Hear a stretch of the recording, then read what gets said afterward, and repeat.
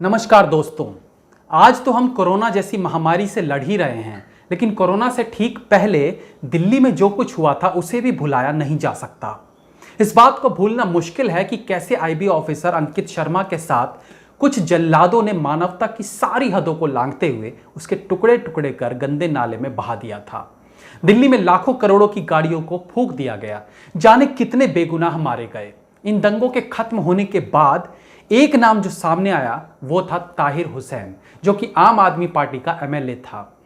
इनके 3 मंजिले मकान से दंगे भड़काने वाले इतने असले निकल कर आए कि किसी की भी रूह कांप जाए। लेकिन जिस प्रकार से उस वक्त ताहिर हुसैन भाग गया और एक बड़े न्यूज चैनल के रिपोर्टर को बुलाकर उसे अपना बयान दिया कि मेरा इन सब से कोई लेना देना नहीं है, उसकी पोल अभी चल रहे इन्वेस्टिगेशन ने पूरी तरह से खोल के रख दी है।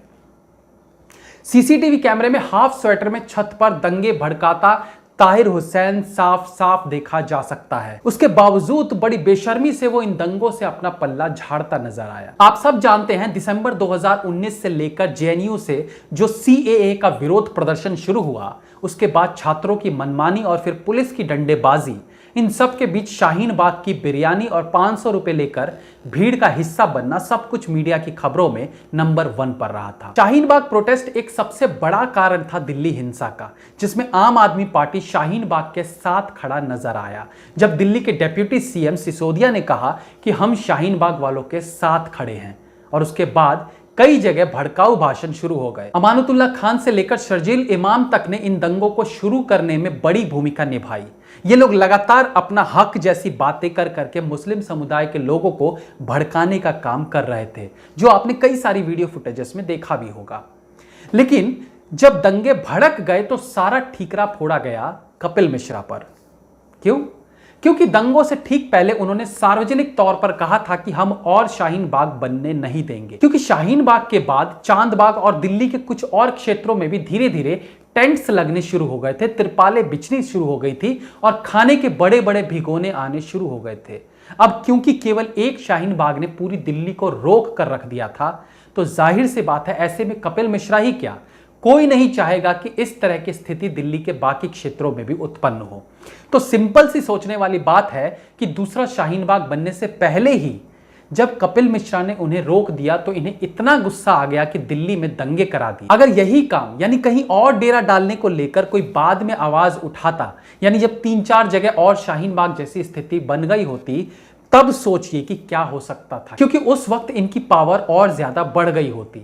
आप जरा सी उंगली उठाते, ये दिल्ली के साथ साथ एनसीआर भी फूंक डालते। मेरे हिसाब से कपिल मिश्रा ने उन्हें शुरू में ही रोककर दिल्ली को एक बहुत बड़े दंगे से बचा लिया था।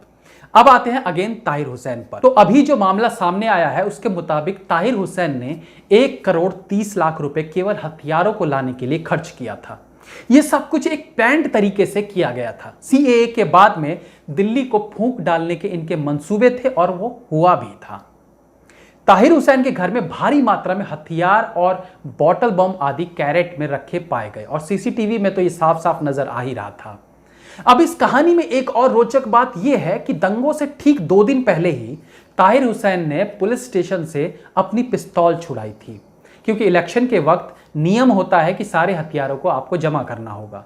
लेकिन यह भी एक गहरी पेच है कि दंगे से ठीक पहले ही ताहिर को अपनी पिस्तौल वापस लेने की जल्दी क्यों पड़ गई थी। तो यह चीज भी ताहिर को अपराधी साबित करने के लिए एक बड़ा पॉइंट कहा जा सकता है। ऑब्वियस सी बात है, जब उसने दंगे कराने की सारी प्लानिंग कर ही ली तो उसे अपने पिस्तौल की जरूरत भी पड़नी ही थी। ताहिर हुसैन और उसके भाई से पूछताछ चल रही है और इस इन्वेस्टिगेशन में भारी मात्रा में हथियार भी बरामद हुए थे। अब जब आम आदमी पार्टी के सिटिंग एमएलए इस पूरे दंगों का मास्टरमाइंड निकलता है, तो फिर अरविंद केजरीवाल से भी सवाल करना बनता है कि आप तो कहते थे हमने एक एक आदमी की हिस्ट्री देखकर चुन चुन कर केवल ईमानदार लोगों को इस पार्टी में रखा है, तो फिर ये ताहिर हुसैन क्या था? ऐसा तो नहीं हो सकता कि आम आदमी पार्टी में आने के बाद इसका माइंड इतना क्रूर होता चला गया, क्योंकि ये सब एक दिन में नहीं होता। इसका मतलब ये शुरू से ही क्रिमिनल माइंडेड रहा होगा। तो फिर अरविंद केजरीवाल को क्या केवल सत्ता के लिए इन जैसे अपराधियों की जरूरत पड़ती है? अब जब ताहिर हुसैन का पर्दाफाश हो चुका है तो अरविंद केजरीवाल को भी कटघरे में खड़ा किया जाना चाहिए, क्योंकि ताहिर हुसैन को केवल पद से हटाकर दिल्ली के सीएम का कर्तव्य खत्म नहीं हो जाता। आज अगर आम आदमी पार्टी ना होती तो अरविंद केजरीवाल नहीं होते, उनके ये गुर्गे नहीं होते और दिल्ली में दंगे नहीं होते। तो खुद को दिल्ली का बेटा बताने वाले अरविंद केजरीवाल ने आखिर अपने ही घर में आग लगाने वाले दरिंदे को अपनी पार्टी में कैसे इतने दिनों तक जगह दे रखी थी? अरविंद केजरीवाल से मैं तो ये सवाल कर ही रहा हूं, आपको भी जरूर पूछना चाहिए। जय हिंद, वंदे मातरम।